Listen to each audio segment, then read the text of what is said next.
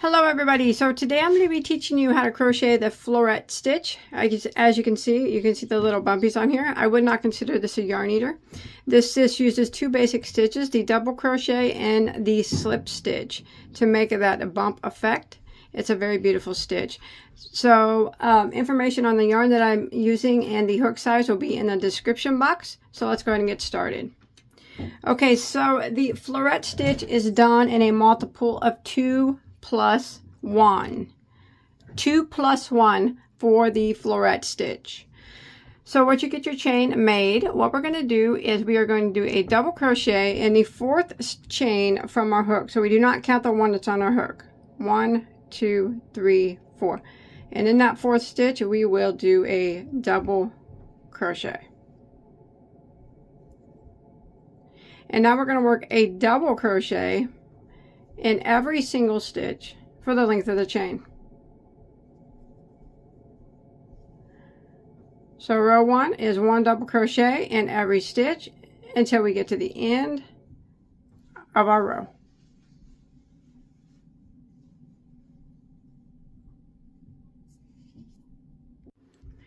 All right, so I've made it to the end of row 1, and now we are going to start row 2. Rows 2 and 3 are the repeat rows. It is a 2-row repeat. So let's go ahead and start row 2. We are going to chain 1 and turn our work. That chain 1 that we just did does not count as a stitch. It doesn't count as anything, so we will pretend like it's not even there.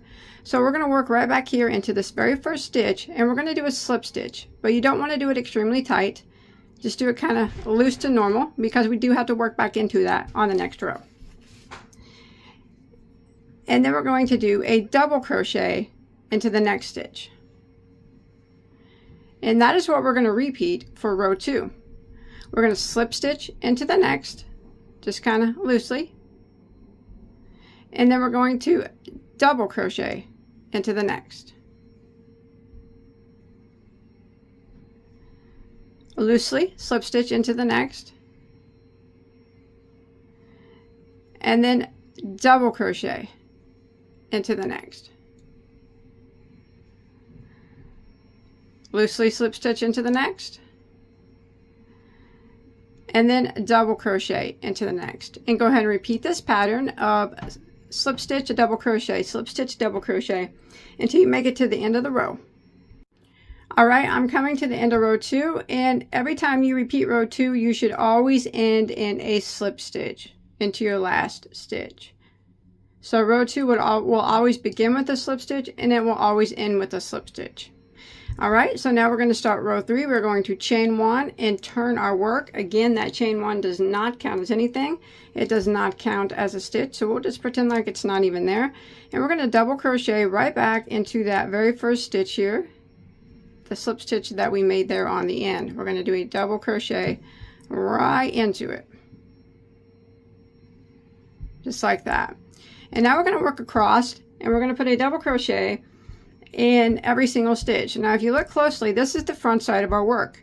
By doing the double crochet slip stitch on the back side, it creates these little bobble puff things without using very much yarn on the front side of your work. It's a great way to make a bobble or a little puff without using an extreme amount of yarn like a normal bobble or puff would use. All right, then we're going to double crochet into the next, which is on top of this little puff. It's just right back here. You can see it. Double crochet. Then we're going to double crochet into the slip stitch here that's between the little puffs.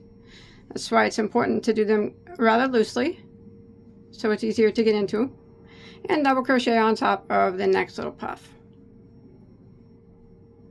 Double crochet into that slip stitch. And then we double crochet into the next puff.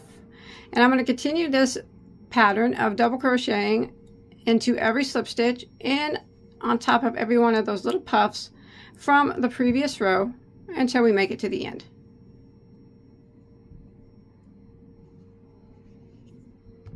All right, when you're coming to the end of row 3, and every time that you repeat row 3, if you want to try to keep a nice straight edge, your last double crochet, instead of going into the slip stitch here at the end, I always like to go into that chain 1, and I'm going to keep right here, this chain 1. So here's the slip stitch that we did that's on the end. But if you go into that chain 1 that we did, it kind of keeps a nice straighter edge. That's just a tip. You don't have to do that, but it will keep a nice, more, see that? Perfectly, almost perfectly inline straight edge there for you.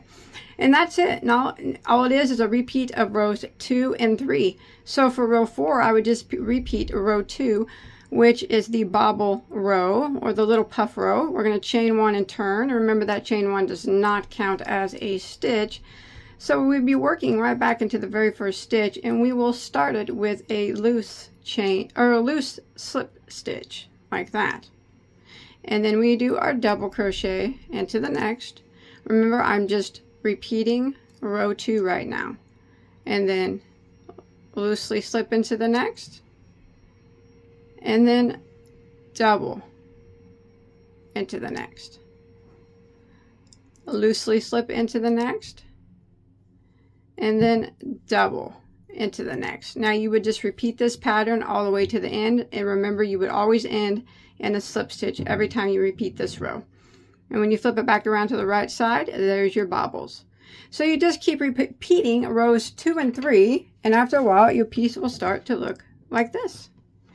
You kind of see the bobbles if I hold it up here, or the little puffs. It's a beautiful stitch. And oh, and here's the back side in case you wondered. Pretty clean on the back. This looks like straight up double crochets. In the front you got the little bobbles. So I hope that you enjoyed my tutorial. And I'll see you guys on my next one, all right? Bye!